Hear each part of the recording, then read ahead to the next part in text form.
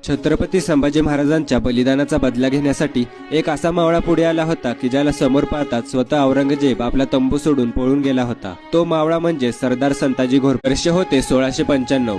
शंभूराजांच्या हत्येनंतरही औरंगजेब अजूनच महाराष्ट्रामध्ये तळ ठोकून होता। लाखोंची फौज असूनही त्याला चैन नव्हती। अशातच एक दिवस मराठ्यांनी थेट औरंगजेबाच्या भव्य छावणीवर हल्ला करण्याचा धाडसी निर्णय घेतला।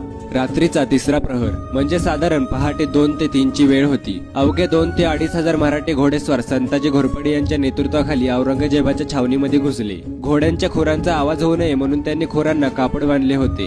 काही क्षणातच छावणीमध्ये गोंधळ उडाला, आरडाओरडा सुरू झाला आणि मराठ्यांनी शत्रूंवर तुटून पडून कत्तल सुरू केली। ज्या सरदाराच्या नेतृत्वाखाली हा हल्ला झाला ते सरदार संताजी घोरपडे थेट औरंगजेबाच्या शामियानापर्यंत पोहोचले। पण दुर्दैवाने काही वेळापूर्वीच औरंगजेब आपला तंबू सोडून पळून गेला होता। तरीही संताजी घोरपडे यांनी शामियाना उद्ध्वस्त केला आणि त्यावरील सोन्याचा कळस कापून विजय चिन्ह म्हणून आपल्या सोबत घेऊन गेले। या हल्ल्यात औरंगजेब अगदी थोडक्यात बचावला होता।